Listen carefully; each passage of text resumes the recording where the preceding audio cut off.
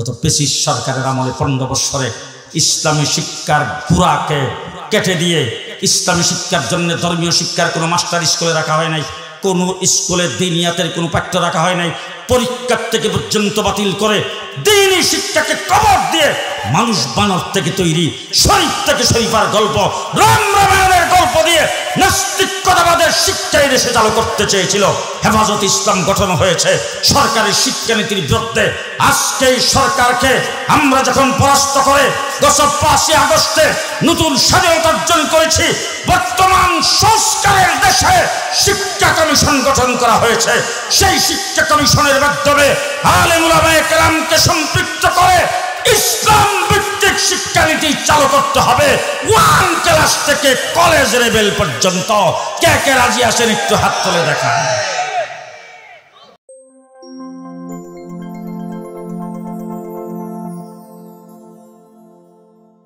আমার ছেলে রাগ করতে পারেন, পরে রাগ করেন বাবা, হুজুরদেরকে পরে বললেন দাওয়াত আর দিয়েন না, কিন্তু কথাগুলি ভালো করে চিন্তা করবেন।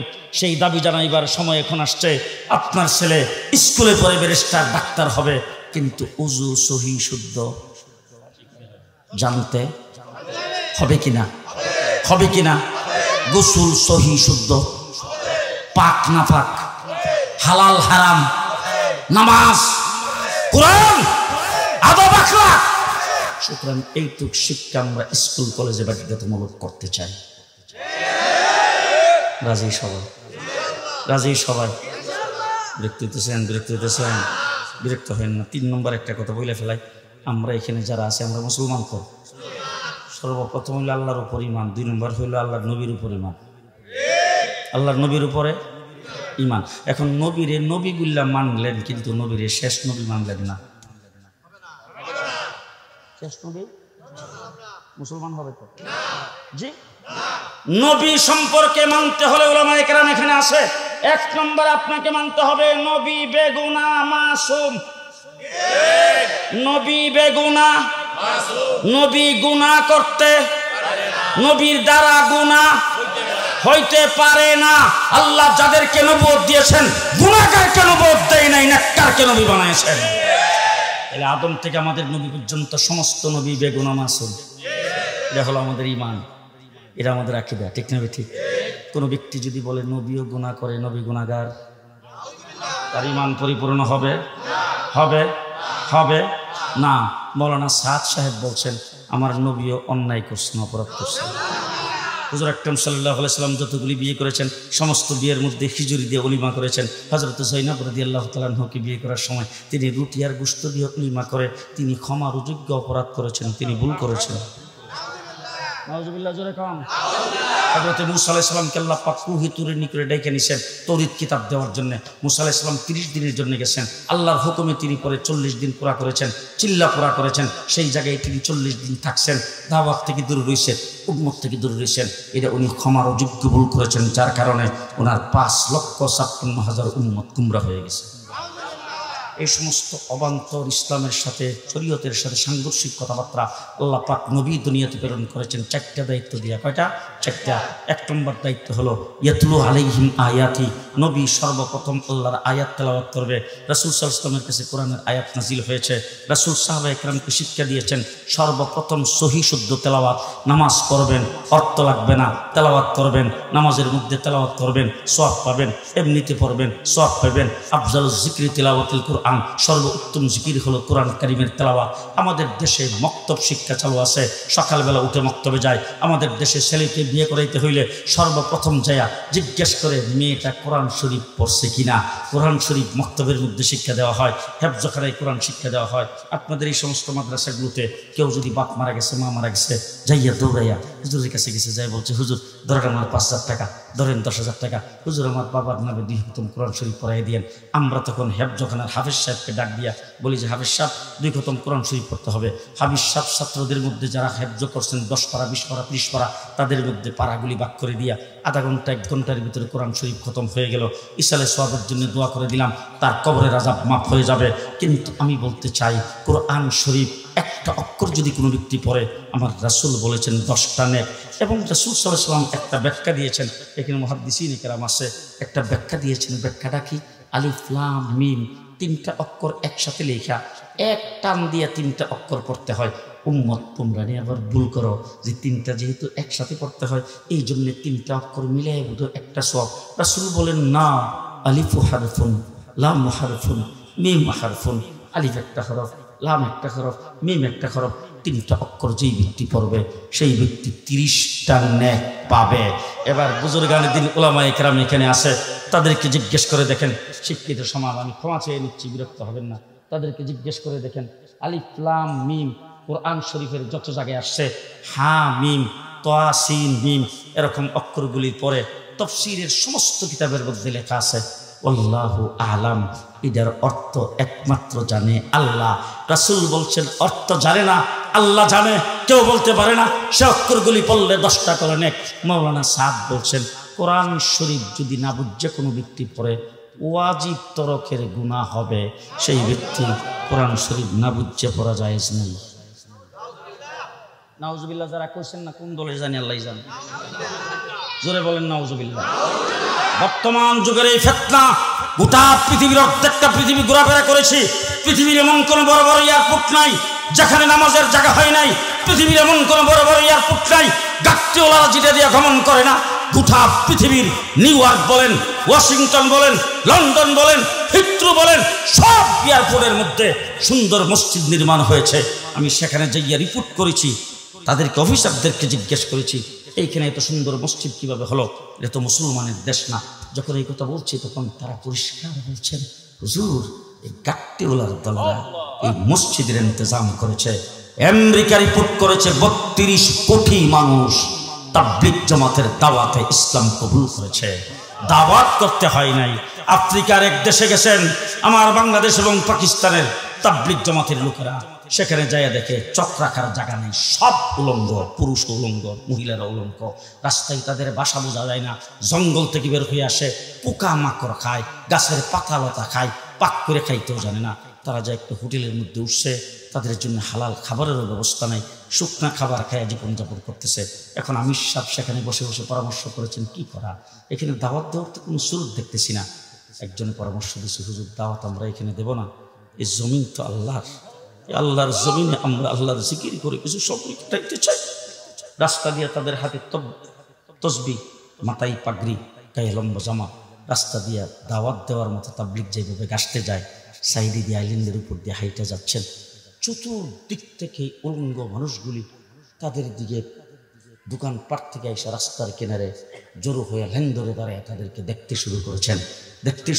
আসছে পরের দিন যখন আবার যাচ্ছেন, কিছু দূর যাওয়ার পরে কিছু লোকজন দৌড়ে এসে ইংলিশে তাদেরকে জিজ্ঞেস করেছেন আপনারা কোথায় থেকে এসেছেন, আপনারা কোন দেশের মানুষ, কোথায় উঠছেন। এরকম 2-4 জনকে বলছে। 3 দিনের মাথায় তাদের হোটেলের লাইন ধরে ধরে লোকজন আসতে শুরু করেছেন।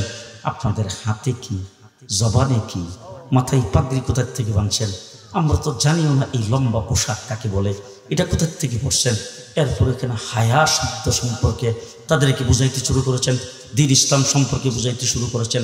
1 সপ্তাহের ভিতরে 5000 ইসলাম কবুল করে সেই জায়গায় মসজিদের ইন্তজাম হয়ে গেছে। এই হলো তাবলীগ জামাত। দাওয়াত দিতে হয় নাই। আমেরিকা রিপোর্ট করেছে 32 কোটি মানুষ তাদের দাওয়াত ইসলাম কবুল করেছে। সেইটাকে ধরার জন্য দীর্ঘদিন যাবৎ চেষ্টা চলছে। আমাকে অ্যারেস্ট করে নিয়ে গেছেন থানায়, মামলা দিছে আমার বিরুদ্ধে 73টা। অধিকাংশ মামলা সন্ত্রাস বিরোধী। আমি সন্ত্রাস করেছি। কেমন সন্ত্রাস? ডাকাতাইকা আমি পুলিশের গাড়ি পুরাইছি চট্টগ্রাম, ডাকাতাইকা পুলিশ মারছি, ডাকাতাইকা থানার মধ্যে আগুন দিছি, এরকম সন্ত্রাস।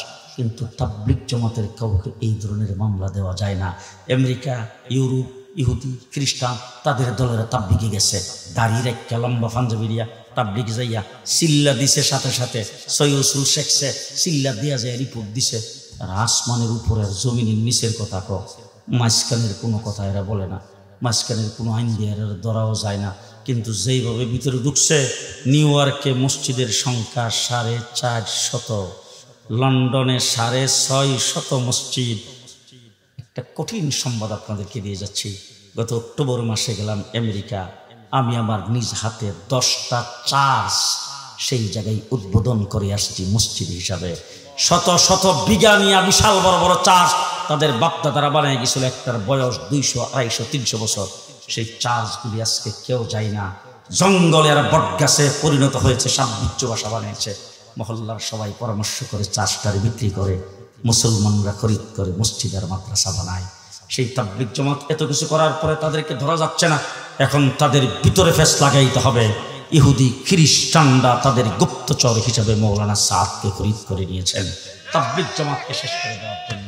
তাবলীগের মার্কাজ বাংলাদেশ, টঙ্গীর বিশ্ব ইজতেমা বাংলাদেশে হয়, পৃথিবীর দ্বিতীয় বৃহত্তম মুসলিম জামায়াত। সুতরাং আমরা আমাদের চোখের সামনে তাবলীগকে ফতনা করে সেই জায়গার ভিতরে কোনো রক্তপাত গড়াইতে দিতে পারি না। তাবলীগকে আমরা আমাদের দিয়া উলামায়ে কেরামের নেতৃত্বে আমরা চালাইয়া যাইতে চাই। আপনারা কি রাজি আছেন? রাজি আছেন? আমরা মুসলমান, এটা স্বীকৃত হয়েছে 1947 সালে। আমরা পাকিস্তান নামক পূর্ব পাকিস্তানে অংশগ্রহণ করেছি মুসলিম হওয়ার কারণে। ঠিক কিনা বলেন? 2 নম্বর দেশ পশ্চিম পাকিস্তানের যখন আমাদের উপর জুলুম নির্যাতন করে, আমার পূর্ব পাকিস্তানে তৈরি হওয়া জিনিস পশ্চিম পাকিস্তানে নিয়ে সেখানে তারা কম দরে খায়, আমাদেরকে বেশি দরে খাওয়ায়, চাকরির বেলা বৈষম্য, আমাদের অধিকারের উপর হস্তক্ষেপ, আমরা নির্বাচনে ফাঁস করলে আমাদেরকে ক্ষমতা দেয় না, এরকম জুলুম নির্যাতন যখন শুরু করেছেন, তখন বাংলাদেশের 7.5 কোটি বাঙালি যার যা কিছু আছে অস্ত্র নিয়ে 9 মাস রক্তক্ষয়ী যুদ্ধ করে, মুক্তিযুদ্ধ করে আমরা পশ্চিম পাকিস্তানিদেরকে বিদায় করে স্বাধীনতা অর্জন করেছি। 9 মাস। এবার আপনারা উলামায়ে কেরাম এখানে আছেন, বলেন তো, কাশ্মীর স্বাধীনতা আন্দোলন করতেছে 70 বছর, হয়েছিনি স্বাধীন? 40 বছর যাবৎ আসামে স্বাধীনতা আন্দোলন করতেছে, হয়েছিনি? বুঝাবেন ভালো করে। আমরা মুসলিম অধ্যুষিত মেজরিটি মুসলমান হওয়ার কারণে যদি পূর্ব পাকিস্তান না হতাম, দাদাদের কাছ থেকে আমরাও 70 বছর লড়াই করে স্বাধীনতা অর্জন করতে পারতাম না। স্বাধীনতার মূলে আমরা কি? আমরাও কিছু লোকে না হলে আর কথা বলতেছে, স্বাধীনতার মূলে আমরা মুসলমান। আমাদের দেশটা থেকে ইসলামকে মুছে ফেলার গভীর ষড়যন্ত্র শুরু হয়েছে, গভীর ষড়যন্ত্র শুরু হয়েছে। এই ষড়যন্ত্র যারা করেছেন তারা মুসলিম নামটাকে বরদাস্ত করতে পারে নাই। তাদের দলের নামের সাথে মুসলিম শব্দ ছিল, সেটাকে কর্তন করেছে। সলিমুল্লাহ মুসলিম হল থেকে মুসলিম শব্দ বাতিল করা হয়েছে। নজরুল ইসলাম হল থেকে নজরুল ইসলাম শব্দ বাদ দিয়ে নজরুল হল লেখা হয়েছে। ইসলাম যেখানে সেখানেই তাদের গাত্রদাহ আসছে। যখন আজকের থেকে 15 বছর আগে জগদ্দল পাথরের মতো দিনের বুট রাতে করে যখন তারা ক্ষমতাকে কুক্ষিগত করে রেখেছিলেন, তখন আমার দেশের সংবিধানে 97% মুসলমানের দেশ হিসাবে আমাদের বিশ্বাস, আমাদের তাওয়াক্কুল, আমাদের আস্থা, আমাদের ভরসা কার উপর থাকবে? এই মানুষগুলি ভিআইপি দাঁড়িয়েছেন, আপনারা কি আল্লাহর নাম কইছেন না? আমাদের আস্থা কার উপর? রাত্রের বেলা, সকালে, জি, ঘুমের সময় লাগবে। শুধু দৃষ্টান্ত স্বরূপ একটা কথা বলবো, গভীর রাত্রে ঢাকা শহরের উপর দিয়ে যায়, জাতীয় ঈদগাহের সামনে, হাইকোর্টের সামনে, মতিঝিলে, গুলিস্তানে অসংখ্য মানুষ রাস্তার আইল্যান্ডের উপরে শোয়া, প্রচন্ড গরমের ভিতরে গায়ে গতরে কিচ্ছু নাই, মাথায় একটা সালার শটট কিছু মাথার নিচে দিয়া বাস ওখানে যে ঘুমাইতেছে। আমার গাড়ি, প্রাইভেট কার, আমার সাইডে দিয়ে যখন রাত্রের বেলা 10টার পর থেকে ট্রাকগুলি চলে, ঢাকা শহর দিয়ে যখন ট্রাক যায়, আকাশ বাতাস কাইপে ওঠে, 10 টনি ট্রাক মাটির রাস্তা পর্যন্ত কাঁপতে থাকে, আমার গাড়িটা পর্যন্ত কাঁপে। হে যে রাস্তার কিনারে ঘুমাইছে, হেও কাঁপতেছে। ওই কাঁপাতেও হের ঘুম ভাঙতে পারে না, তার কারণ হলো হের নাকের ডাকে ট্রাকের ইঞ্জিন ফেল। এইভাবে রাস্তার কিনারে সে ঘুমাইতেছে। আমি সেই জায়গায় একটা জিনিস লক্ষ্য করে দেখেছি, আপনারা বোধহয় বিরক্ত হইতেছেন। আপনারা এই হুজুরদেরকে বলবেন যে এই মৌলবী থেকে ধরে আনলা, এই সমস্ত মৌলবীর সামনে দাওয়াত দিবা না, মেহরবানি করে দাওয়াত দিয়েন না, কিন্তু কথাগুলি শুনেন। কুত্তা হের পাশে দিয়ে ঘুরতেছে, আমি গাড়ি থামাইছি, ভেবে বলে দেখি কুত্তা যাইয়া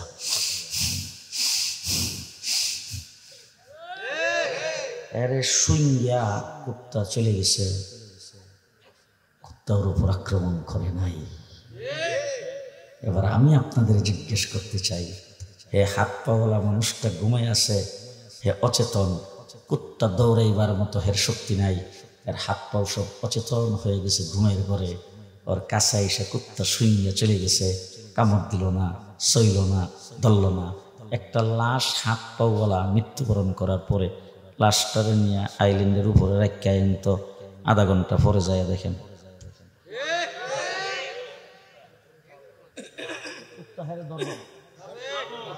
যে আমি নিজে গাড়ির থেকে নামছি, নাই মাতাদের পাশে যায় দেখি পোকা মাকড় পিঁপড়া মান্দাই পাশে দিয়া ঘুরতেছে, এদের শরীরের উপর এটা বাইতেছে।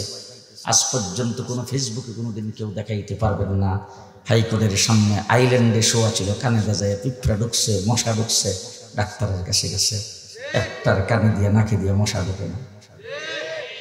এবার হুজুরদেরকে সাক্ষী রেখে বলতে চাই, আমার আল্লাহ বলেন লা তাখুযুহু সিনাতুন ওয়ালা নাওম, ও বান্দা তোমাকে আমি সৃষ্টি করেছি, তোমার মন মেজাজের জন্য ঘুম দরকার, তোমার ব্রেনের জন্য ঘুম দরকার, তোমার কর্ম স্পৃহার জন্য ঘুম দরকার, তোমার স্বাস্থ্য ঠিক রাখার জন্য ঘুম দরকার। ঘুম আমার সবচাইতে বড় নিয়ামত।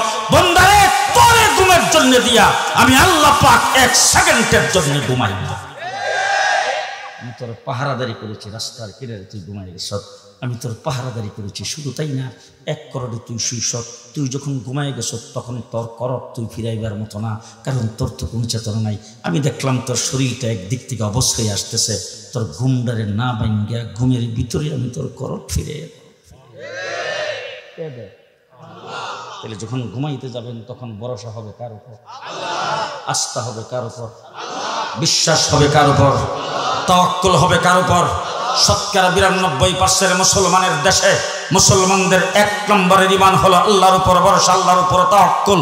গত প্রেসিস সরকার ক্ষমতায় আসে, সংবিধান থেকে আল্লাহর উপর পূর্ণ আস্থা ও বিশ্বাসকে সংবিধানের সংসদে বিল পাস করে সংবিধান সংস্করণ করে সেটাকে বাতিল করে দিয়েছেন। লড়াই ১৫ বছর আমরা করেছি। কথা কথাই বলতো খেলা হবে, 15 বছর খেলার মাঠে ছিলাম। সবাই কথা বলবো না, আমি জুনায়েদ আল হাবিবের আপনারা দেখছেন কিনা জানি না, জেলে 2 বছর ছিলাম। জেলে যাওয়ার আগে যে দুর্গলায় কথা বলতাম, জেল থেকে আইসো এই ভাষায় কথা বলি, কোনো পরিবর্তন নেই। যে 15 বছর তোমরা বলেছ খেলা হবে, আমরা খেলার মাঠে ছিলাম, জেলখানার ভিতরে ছিলাম, বাহিরেও ছিলাম, সব জায়গায় খেলার মাঠে ছিলাম। তোমরা আমাদের সাথে খেলতে আসছো, আমরাও খেলার মাঠে ছিলাম, শাপলা চত্বরে খেলছো। কিন্তু একটি কথা ভালো করে মনে রেখো, তোমরা খেলতে আসো নাই, তোমাদের খেলার শক্তি সব পুলিশ লীগের অস্ত্রের বিনিময়ে খেলেছো, তোমাদের শক্তিতে তোমরা খেলতে আসো নাই। আজকে যখন পুলিশ বাহিনী তোমাদেরকে সহযোগিতা ছেড়ে দিয়েছেন, পেছনের দরজা দিয়ে ভাগতে দেরি হয় নাই। যখন জেলখানার ভিতরে ছিলাম, জেলখানার ভিতরে যখন ছিলাম তখন রিমান্ডে ছিলাম 1.5 মাস। 1.5 মাসের ভিতরে আমাকে দৈনিক অন্তত 50 বার গালি দিত, 50 বার গালি দিত। রাজাকার, পাকিস্তানি রাজাকার।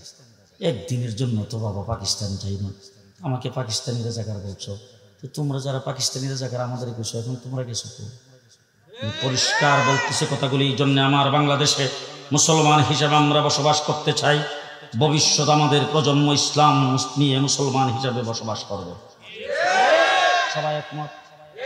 যদি একমত হয়ে থাকেন তাইলে আজকে সংবিধান পুনর্গঠন করার জন্য কমিশন গঠন করা হয়েছে। 1 নম্বর আজকের মাহফিল থেকে দাবি জানাতে চাই, বাংলাদেশের 92% মুসলমানদের ঈমান সংবিধানে সর্বপ্রথম স্থাপন করতে হবে। সংবিধান আল্লাহর উপর পূর্ণ আস্থা ও বিশ্বাস আবার পুনর্স্থাপন করতে হবে। কারা কারা রাজি? সবাই রাজি আছে? আলহামদুলিল্লাহ, হাত নামান। 2 নম্বর, আপনি মুসলমান, আপনি যখন দুনিয়ার থেকে চলে যাবেন, এখানে শাইখুল হাদিস আছে, উলামায়ে কেরাম আছে, হুজুর আমার ওয়াজটা পরে করে দিয়ে, একজন মানুষ ইন্তেকাল করার পরে ইন কাতা আমালুহু, তার সমস্ত আমল সাথে সাথে বন্ধ। একজন মানুষ আসরের নামাজের পরে ইন্তেকাল করেছেন, তাকে এশার নামাজের পরে দাফন করা হয়েছে। এই হুজুরের কাছ থেকে ফতোয়া তালাশ করেন, যদি লোকটা আসরের নামাজ না পড়ে যদি মারা যায়, এশার নামাজের পরে যে দাফন করলেন, মাগরিব আর এশার তার কাফারা দেওয়া লাগবে কিনা? লাগবে না। তার কারণ হলো মারা গেছে আসরের, ঠিক না ঠিক? তাইলে একজন মানুষ ইন্তেকালের সাথে সাথে তার আমল সব শেষ হয়ে যায়, ইল্লা মিন সালাস, তিনটা আমল বাকি থাকে। যদি কোনো নেক কাজ করে যায়, যদি কোনো নেক আওলাদ রেখে যায়, নেক কাজের জন্য কোনো কিতাবাদি যদি লিপিবদ্ধ করে যায়, সেইগুলি তার জন্য বাকি থাকে। নেক আওলাদ সে রেখে গেছে, মাদ্রাসায় পড়তে হবে না, দিনদার আওলাদ মসজিদে যখন নামাজ পড়তে যায় দ্রুত গতিতে হাঁটে, আল্লাহ ফেরেশতাদেরকে ডাক দিয়ে জিজ্ঞেস করে, এ ফেরেশতারা এই বান্দা কোথায় যায়? নওজোয়ানরা, ছেলেরা, এই যুবক মানুষটা কই যায়? বলে আল্লাহ মসজিদের দিকে যাইতেছে। এত স্পিডে হাঁটে কেন? বলে স্পিডে হাঁটতেছে তাকবীরুল্লাহ ধরার জন্য। তাকবীরুল্লাহ ধরলে কি হয়? আল্লাহ ফেরেশতারা আল্লাহ তাকবীরুল্লাহ ধরলে নামাজের সওয়াব বেশি। তাইলে এই ছেলেটা যুবক তাকবীরুল্লাহ ধরার জন্য এত স্পিডে যাইতেছে, কারণটা কি? এর বাবা ছিল তাবলীগের আমির, বাবা ছিল পরহেজগার, বাবা ছিল আল্লাহওয়ালা। এর আঙ্গুলে ধরে ধরে মসজিদে নিয়ে গেছে, আর নেওয়ার সময় তাড়াতাড়ি কিছু বাসার জলদি হাঁটো। আব্বা জোরে হাঁটতাম কি লিগে? বলে তাকবীরুল্লাহ ধরতে হবে। এই তাকবীরুল্লাহ ধরার অভ্যাস হেরে করাইছে, হেরে তাবলীগে পাঠাইছে, হেরে মসজিদে পাঠাইছে, হেরে কোরআন শিক্ষা দিয়েছেন, বাবা তার অভ্যাস করে দিয়ে গেছে। এখন সে তাকবীরুল্লাহর সাথে নামাজ পড়ে। আল্লাহ জিজ্ঞেস করে তার বাবা কোথায়? বলে আল্লাহ তার বাবা তো কবরে আছে। আচ্ছা আল্লাহ হের বাবা যে কবরে আছে আল্লাহ জানে না? ফেরেশতাদের কাছ থেকে শুনতে ভালো লাগে। জিজ্ঞেস করে তার বাবা কোথায়? বলে বাবা তো কবরে আছে।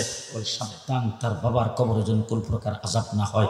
এই সন্তান মসজিদে তাকবীরুল্লাহ ধরার জন্য যাইতে যতটা কদম দিবে, প্রত্যেক কদমে যেই সওয়াব পাবে সেই সওয়াব বাবার আমলনামায় লিখে দাও। মসজিদে যায় তাকবীরুল্লাহর সাথে নামাজ পড়ে যেই সওয়াব হাসিল করবে, পুরো সওয়াব তার বাবার আমলনামায় পৌঁছায় দেয়।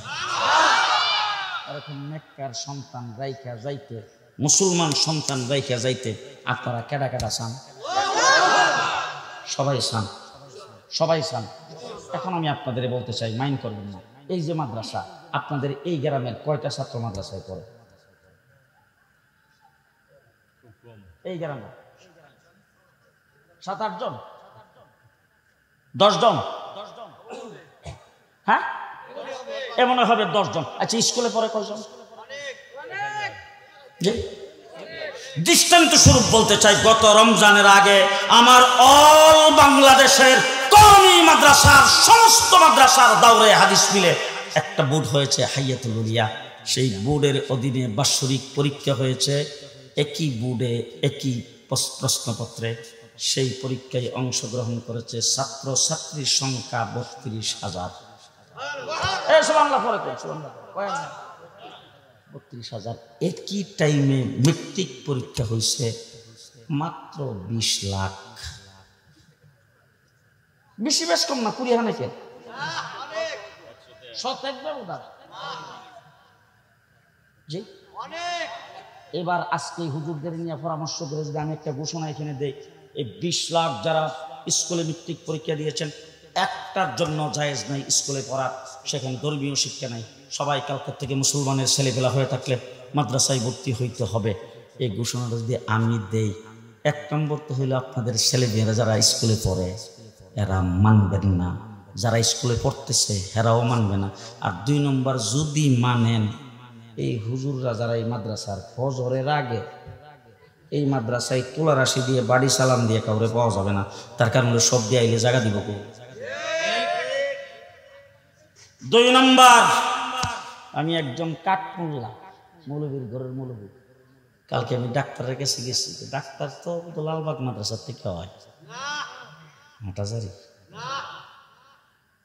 শামসুল উলুম, কোন মাদ্রাসা? ডাক্তার করতে কে হয়? ইঞ্জিনিয়ার। মাদ্রাসা বিল্ডিং বানাবেন 5 তলা, মুলি সাহেব দিতে হবে না, ইঞ্জিনিয়ার লাগবে। মাদ্রাসার মাটির নিচ থেকে পানি উত্তোলন করতে হবে, 5 তলা বিল্ডিং এর পুরো ছাত্র শিক্ষক যেন ব্যবহার করতে পারে, সেটা বোয়িং করার জন্য সেখানে আপনি যদি নলকূপ বসান, টিপটিবুল বসান, কে লাগবে? যে হঠাৎ করে মাদ্রাসা, এটা বাংলাদেশের ভিতরে, এটাও দুনিয়া। মাদ্রাসার ছাত্ররাও দুনিয়া নিয়ে থাকে। দোয়া করার সময় আল্লাহ দোয়া শিখেছেন, রাব্বানা আতিনা ফিদ দুনিয়া বলছেন আগে, অফিল আখিরাতি বলছেন পরে। তাহলে দুনিয়ার সাথে যখন আপনার সামঞ্জস্যতা থাকবে, কারণে অকারণে যদি আপনার বিরুদ্ধে কোনো কেস হয়, আপনি সোজা চলে যাবেন এখান থেকে বাঙ্গা মাদ্রাসায়, যাই বাঙ্গা মাদ্রাসার বড় হুজুরে করবেন, না হলে ফরিদপুর যায় হেলালুদ্দিন সাহেব দেখুন, হুজুর আপনি বুজুর্গ মানুষ, আমার বিরুদ্ধে কেস হয়েছে, আসেন আপনার লইয়া কোর্টে যাই।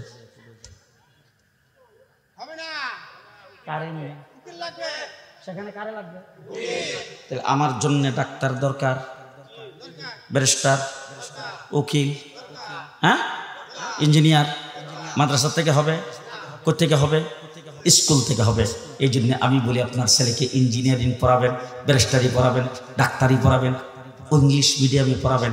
আমার আকরাম ভাইয়ের কাছে গেলে যদি উনি ফানি ফোড়া না দেয়, বাহাদুরপুর বিশ্বের কাছে যদি ফানি ফোড়া না দেয়, আমার কাছে যেন আমি ফানি ফোড়া, তেল ফোড়া, নুন ফোড়া, চিনি ফোড়া যা লাগে সব দিমু আপনার ছেলে ব্যারিস্টার হওয়ার জন্যে। কিন্তু এক নম্বর যে দাবিটা আজকে জানাতে চাই, গত পেশিস সরকারের আমলে 15 বৎসরে ইসলামী শিক্ষার গুড়াকে কেটে দিয়ে ইসলামী শিক্ষার জন্য ধর্মীয় শিক্ষার কোনো মাস্টার স্কুলে রাখা হয় নাই, কোনো স্কুলে দিনিয়াতের কোনো পাঠ্য রাখা হয় নাই, পরীক্ষার থেকে পর্যন্ত বাতিল করে দিনী শিক্ষাকে কবর দিয়ে মানুষ বানর থেকে তৈরি, শরীফ থেকে শরীফার গল্প, রাম রামায়ণের গল্প দিয়ে নাস্তিকতাবাদের শিক্ষা এই দেশে চালু করতে চেয়েছিল। হেফাজত ইসলাম গঠন হয়েছে সরকারের শিক্ষানীতির বিরুদ্ধে। আজকে এই সরকারকে আমরা যখন পরাস্ত করে গত 5 আগস্টে নতুন স্বাধীনতা অর্জন করেছি, বর্তমান সংস্কারের দেশে শিক্ষা কমিশন গঠন করা হয়েছে।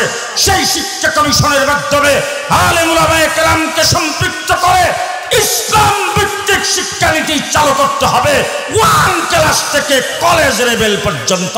কে কে রাজি আছেন একটু হাত তুলে দেখান।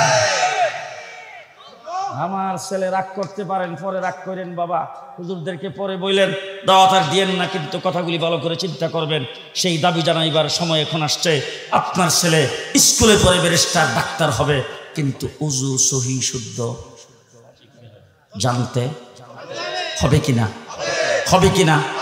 গোসল সহি শুদ্ধ, পাক না পাক, হালাল হারাম, নামাজ, কোরআন, আদব আখলাক।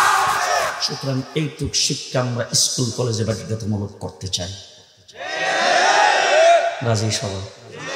রাজি সবাই? বিরক্ত হইতেছেন? বিরক্ত হইতেছেন? বিরক্ত হেন না। 3 নম্বর একটা কথা বলে ফেলাই, আমরা এখানে যারা আছে আমরা মুসলমান তো। সর্বপ্রথম হইল আল্লাহর উপর ইমান, 2 নম্বর হইল আল্লাহর নবীর উপর ইমান। আল্লাহর নবীর উপরে ইমান। এখন নবীরে নবীগুল্লা মানলেন, কিন্তু নবীরে শেষ নবী মানলেন না। শেষ নবী মুসলমান হবে তো? জি, নবী সম্পর্কে মানতে হলে উলামায়ে কেরাম এখানে আছে। 1 নম্বর আপনাকে মানতে হবে নবী বেগুনা মাসুম। নবী বেগুনা, নবী গুনাহ করতে, নবীর দ্বারা গুনাহ হইতে পারে না। আল্লাহ যাদেরকে নবুয়ত দিয়েছেন, গুনাহগারকে নবুয়ত দেয় নাই, নেককারকে নবী বানাইছেন। তাহলে আদম থেকে আমাদের নবী পর্যন্ত সমস্ত নবী বেগুনাহ মাসুম। এটা হলো আমাদের ঈমান, এটা আমাদের আকীদা। ঠিক না? ঠিক। কোনো ব্যক্তি যদি বলে নবীও গুনাহ করে, নবী গুনাহগার, তার ঈমান পরিপূর্ণ হবে? হবে? হবে না। মৌলানা সাদ সাহেব বলছেন, আমার নবীও অন্যায় করছেন, অপরাধ করছেন। হুজুর আকরাম সাল্লাল্লাহু আলাইহি সাল্লাম যতগুলি বিয়ে করেছেন, সমস্ত বিয়ের মধ্যে খিচুড়ি দিয়ে ওলিমা করেছেন। হযরত যায়েনব রাদিয়াল্লাহু তাআলা আনহাকে বিয়ে করার সময় তিনি রুটি আর গোশত দিয়ে ওলিমা করে তিনি ক্ষমার যোগ্য অপরাধ করেছেন, তিনি ভুল করেছেন। নাউজুবিল্লাহ, জোরে কম। হযরত মূসা আলাইহিস সালামকে আল্লাহ পাক কুহে তুরের নিকটে ডেকে নিয়েছেন তৌরাত কিতাব দেওয়ার জন্য। মূসা আলাইহিস সালাম 30 দিনের জন্য গেছেন, আল্লাহর হুকুমে তিনি পরে 40 দিন পুরা করেছেন, চিল্লা পুরা করেছেন। সেই জায়গায় তিনি 40 দিন থাকছেন, দাওয়াত থেকে দূরে রয়েছেন, উম্মত থেকে দূরে রয়েছেন। এটা উনি ক্ষমার অযোগ্য ভুল করেছেন, যার কারণে ওনার 5,56,000 উম্মত গুমরা হয়ে গেছে। এই সমস্ত অবান্তর ইসলামের সাথে, শরীয়তের সাথে সাংঘর্ষিক কথাবার্তা আল্লাহ পাক নবী দুনিয়াতে প্রেরণ করেছেন 4টা দায়িত্ব দিয়া। কয়টা? 4টা। 1 নম্বর দায়িত্ব হলো ইয়াতলু আলাইহিম আয়াতি। নবী সর্বপ্রথম আল্লাহর আয়াত তেলাওয়াত করবে। রাসূল সাল্লাল্লাহু আলাইহি ওয়াসাল্লামের কাছে কোরআনের আয়াত নাজিল হয়েছে, রাসূল সাহাবায়ে কেরামকে শিক্ষা দিয়েছেন সর্বপ্রথম সহি শুদ্ধ তেলাওয়াত। নামাজ পড়বেন, অর্থ লাগবে না, তেলাওয়াত করবেন, নামাজের মধ্যে তেলাওয়াত করবেন, সওয়াব পাবেন, এমনিতে পড়বেন, সওয়াব পাবেন। আফজালুজ যিকরি তিলাওয়াতুল কুরআন কোরআন, সর্বোত্তম জিকির হলো কোরআন কারীমের তেলাওয়াত। আমাদের দেশে মক্তব শিক্ষা চালু আছে, সকালবেলা উঠে মক্তবে যায়। আমাদের দেশে ছেলেকে বিয়ে করাইতে হইলে সর্বপ্রথম যায়া জিজ্ঞেস করে মেয়েটা কোরআন শরীফ পড়ছে কিনা।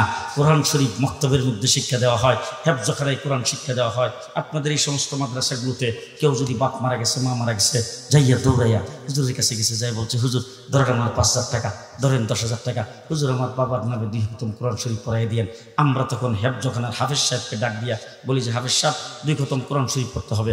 হাফেজ সাহেব ছাত্রদের মধ্যে যারা হেফজ করছেন 10 পারা, 20 পারা, 30 পারা, তাদের মধ্যে পারাগুলি ভাগ করে দিয়া আধা ঘন্টা 1 ঘন্টার ভিতরে কোরআন শরীফ খতম হয়ে গেল। ইসালে সওয়াবের জন্য দোয়া করে দিলাম, তার কবরের আযাব মাফ হয়ে যাবে। কিন্তু আমি বলতে চাই, কোরআন শরীফ একটা অক্ষর যদি কোনো ব্যক্তি পড়ে, আমার রাসূল বলেছেন 10টা নেক। এবং রাসূল সাল্লাল্লাহু আলাইহি ওয়াসাল্লাম একটা ব্যাখ্যা দিয়েছেন, এখানে মুহাদ্দিসিন কেরাম আছে, একটা ব্যাখ্যা দিয়েছেন। ব্যাখ্যাটা কি? আলিফ লাম মিম 3টা অক্ষর একসাথে লেখা, এক টান দিয়ে 3টা অক্ষর পড়তে হয়। উম্মত তোমরা নিয়ে আবার ভুল করো যে 3টা যেহেতু একসাথে পড়তে হয় এই জন্য 3টা অক্ষর মিলিয়ে বোধহয় একটা সওয়াব। রাসূল বলেন না, আলিফু হারফুন, লাম হারফুন, মিম হারফুন। আলিফ একটা হরফ, লাম একটা হরফ, মিম একটা হরফ, 3টা অক্ষর যেই ব্যক্তি পড়বে সেই ব্যক্তি 30টা নেক পাবে। এবার বুজুর্গানে দিন উলামায়ে কেরাম এখানে আছে, তাদেরকে জিজ্ঞেস করে দেখেন। শিক্ষিত সমাজ, আমি ক্ষমা চেয়ে নিচ্ছি, বিরক্ত হবেন না। তাদেরকে জিজ্ঞেস করে দেখেন, আলিফ লাম মিম কোরআন শরীফের যত জায়গায় আসছে, হা মিম তোয়া সিন মিম এরকম অক্ষরগুলির পরে তাফসীরের সমস্ত কিতাবের মধ্যে লেখা আছে আল্লাহু আলাম, এটার অর্থ একমাত্র জানে আল্লাহ। রাসূল বলছেন অর্থ জানে না, আল্লাহ জানে, কেউ বলতে পারে না। সে অক্ষরগুলি পড়লে 10টা করে নেক। মাওলানা সাদ বলছেন কোরআন শরীফ যদি না বুঝে কোনো ব্যক্তি পড়ে, ওয়াজিব তরকের গুনাহ হবে। সেই ব্যক্তি কোরআন শরীফ না বুঝে পড়া জায়েজ নেই। নাউজুবিল্লাহ। যারা কইছেন না কোন দলে জানি আল্লাহই জানে, জোরে বলেন নাউজুবিল্লাহ। বর্তমান যুগের এই ফিতনা, গোটা পৃথিবীর অর্ধেকটা পৃথিবী ঘোরাফেরা করেছি। পৃথিবীর এমন কোনো বড় বড় এয়ারপোর্ট নাই যেখানে নামাজের জায়গা হয় নাই। পৃথিবীর এমন কোনো বড় বড় এয়ারপোর্ট নাই গাড়িওয়ালারা যেটা দিয়ে গমন করে না। গোটা পৃথিবীর নিউ ইয়র্ক বলেন, ওয়াশিংটন বলেন, লন্ডন বলেন, হিথ্রো বলেন, সব এয়ারপোর্টের মধ্যে সুন্দর মসজিদ নির্মাণ হয়েছে। আমি সেখানে যাইয়া রিপোর্ট করেছি, তাদেরকে অফিসারদেরকে জিজ্ঞেস করেছি এইখানে এত সুন্দর মসজিদ কিভাবে হলো, এটা তো মুসলমানের দেশ না। যখন এই কথা বলছি তখন তারা পরিষ্কার বলছেন হুজুর এই গাট্টিওয়ালার দলরা এই মসজিদের ইন্তজাম করেছে। আমেরিকা রিপোর্ট করেছে 32 কোটি মানুষ তাবলীগ জামাতের দাওয়াতে ইসলাম কবুল করেছে। দাওয়াত করতে হয় নাই। আফ্রিকার এক দেশে গেছেন আমার বাংলাদেশ এবং পাকিস্তানের তাবলীগ জামাতের লোকেরা, সেখানে যাইয়া দেখে চক রাখার জায়গা নেই, সব উলঙ্গ, পুরুষ উলঙ্গ, মহিলারা উলঙ্গ। রাস্তায় তাদের বাসা বোঝা যায় না, জঙ্গল থেকে বের হয়ে আসে, পোকা মাকড় খায়, গাছের পাতা লতা খায়, পাক করে খাইতেও জানে না। তারা যায় একটু হোটেলের মধ্যে উঠছে, তাদের জন্য হালাল খাবারেরও ব্যবস্থা নাই, শুকনা খাবার খায় জীবনযাপন করতেছে। এখন আমির সাহেব সেখানে বসে বসে পরামর্শ করেছেন কি করা, এখানে দাওয়াত দেওয়ার তো কোনো সুরত দেখতেছি না। একজনে পরামর্শ দিয়েছে হুজুর দাওয়াত আমরা এখানে দেব না, এই জমিন তো আল্লাহর, আল্লাহর জমিনে আমরা আল্লাহর জিকির করে কিছু সময় কাটাইতে চাই। রাস্তা দিয়ে তাদের হাতে তসবিহ, মাথায় পাগড়ি, গায়ে লম্বা জামা, রাস্তা দিয়ে দাওয়াত দেওয়ার মতো তাবলীগ যেভাবে গাছতে যায়, সাইডে দিয়ে আইল্যান্ডের উপর দিয়ে হাইটে যাচ্ছেন। চতুর্দিক থেকে উলঙ্গ মানুষগুলি তাদের দিকে দোকানপাট থেকে এসে রাস্তার কিনারে জড়ো হয়ে লাইন ধরে দাঁড়ায় তাদেরকে দেখতে শুরু করেছেন। আসছে পরের দিন যখন আবার যাচ্ছেন, কিছু দূর যাওয়ার পরে কিছু লোকজন দৌড়ে এসে ইংলিশে তাদেরকে জিজ্ঞেস করেছেন আপনারা কোথায় থেকে এসেছেন, আপনারা কোন দেশের মানুষ, কোথায় উঠছেন। এরকম 2-4 জনকে বলছে। 3 দিনের মাথায় তাদের হোটেলের লাইন ধরে ধরে লোকজন আসতে শুরু করেছেন। আপনাদের হাতে কি, জবানে কি, মাথায় পাগড়ি কোথার থেকে বাঁধছেন, আমরা তো জানিও না এই লম্বা পোশাক কাকে বলে, এটা কোথার থেকে পড়ছেন। এরপর এখানে হায়া শব্দ সম্পর্কে তাদেরকে বুঝাইতে শুরু করেছেন, দ্বীন ইসলাম সম্পর্কে বুঝাইতে শুরু করেছেন। 1 সপ্তাহের ভিতরে 5000 ইসলাম কবুল করে সেই জায়গায় মসজিদের ইন্তজাম হয়ে গেছে। এই হলো তাবলীগ জামাত। দাওয়াত দিতে হয় নাই। আমেরিকা রিপোর্ট করেছে 32 কোটি মানুষ তাদের দাওয়াত ইসলাম কবুল করেছে। সেইটাকে ধরার জন্য দীর্ঘদিন যাবৎ চেষ্টা চলছে। আমাকে অ্যারেস্ট করে নিয়ে গেছেন থানায়, মামলা দিছে আমার বিরুদ্ধে 73টা। অধিকাংশ মামলা সন্ত্রাস বিরোধী, আমি সন্ত্রাস করেছি। কেমন সন্ত্রাস? ডাকাতাইকা আমি পুলিশের গাড়ি পুরাইছি চট্টগ্রাম, ডাকাতাইকা পুলিশ মারছি, ডাকাতাইকা থানার মধ্যে আগুন দিছি, এরকম সন্ত্রাস। কিন্তু তাবলিগ জামাতের কাউকে এই ধরনের মামলা দেওয়া যায় না।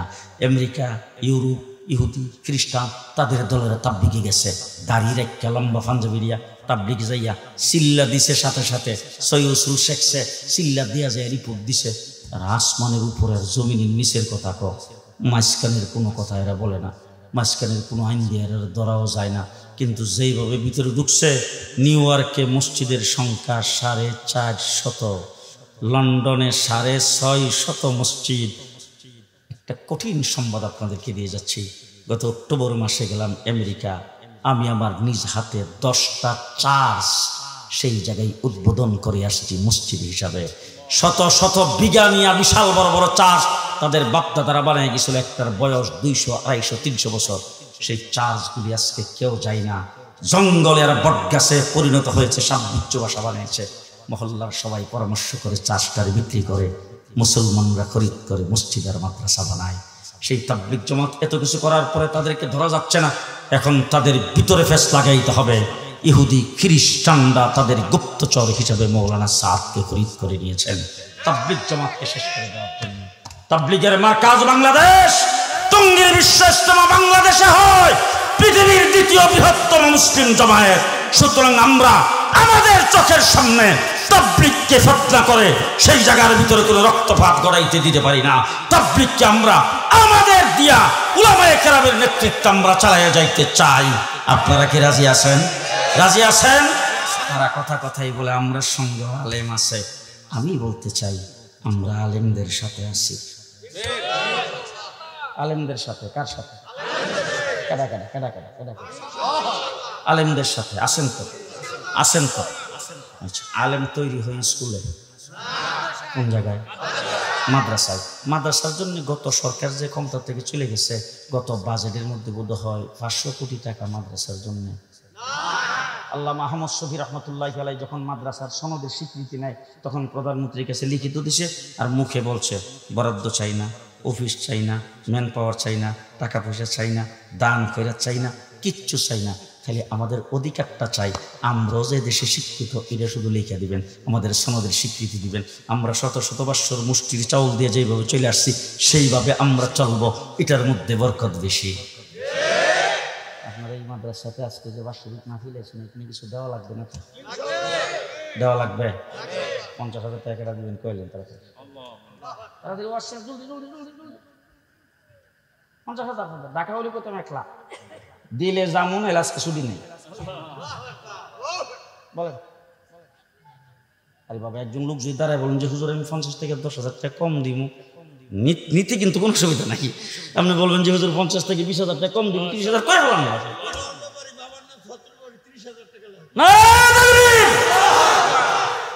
আচ্ছা, আমি যে একা নারায় থাকবেন কিছু আমাদের আল্লাহ আকবার আওয়াজ করতে বড় হইছে, কম হইছে, লাঠি হাতে দেখছে এরপর এরকম। আল্লাহ কবুল মঞ্জুর করুক, জিন্দা মুর্দা সবাইকে মাফ করুক, কামাই রুজ দিয়ে বরকত দান করুক, বিপদ আপদ বালা মুসিবতে আল্লাহ হেফাজত করুক। সবাই বলি আমিন। আল্লাহ পরিবারকে দিনদার বানায় দেখ, সবাই বলি আমিন। হায়াতের মধ্যে বরকত দান করুক। 2 নম্বর কেউ আছে? 2 নম্বর একজনও নাই। 2 নম্বর ব্যক্তিরা কেন বলেন? 2 নম্বর একজন মানুষ। আরে বাবা, 30,000 না 5,000 বাদ দিলাম, 25,000 কম না, আরো 5 বাদ 20,000 কম। অসুবিধা আছে? আকরাম ভাই কি তুমি কোনে দেখিচ্ছ? জলদি বলেন দেখি, তাড়াতাড়ি বলেন বলেন বলেন। যদি আজকাল না দেন, এরপর যত মাহফিলে যাবো সব জায়গায় যাই কয়ে দেবো, বলে ওই জায়গায় মাহফিলে গেছিলাম, এখন চাইছিলাম, এরা দেন এত কৃপণ। বলেন তাড়াতাড়ি। 20,000 আচ্ছা বাদ দিলাম, আরো 5-15 কর নারী বাবা, অসুবিধা? আপনার তফিক অনুযায়ী বলেন, বলেন বলেন বলেন বলেন। একজন দিবেন না? দিবেন না? দিবেন না? বলেন আল্লাহু আকবার, বলেন সুবহানাল্লাহ। আলহামদুলিল্লাহ, ওয়ালা ইলাহা ইল্লাল্লাহ, আল্লাহু আকবার, আল্লাহু আকবার, আল্লাহু আকবার। আল্লাহ তুমি একজন মানুষকে তৈরি করে দাও। কে আছে? 10,000 টাকা করে ফেলাম, 10,000 ছেলে বিদেশ থেকে টাকা পাঠাবে, দিবেন। আপনার সিজনের দান হবে, ফসল হবে, সেখান থেকে দিবেন। আপনি যখন দিবেন, আগামী রমজান মাস আসতেছে 2 মাস পরেই, রমজানে দিলে 70 গুণ বেশি সওয়াব।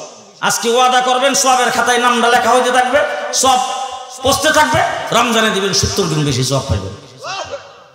বলে ফেলেন 10,000। আমি বুঝছি হুজুরে চাইলে দিতেন, আমি যেহেতু খারো এখন কইতেছি আমি চাইলে দিব না হুজুর, আমি জানি। এরপর হুজুরে বুঝাইলাম যে আমি চাইলে দেন, নাহলে তো আপনারা কই ওয়াশ করে চলে গেছে। আমি চাইলে দিবেন, আমি জানি, আমি আসলে চাওয়া জানি না।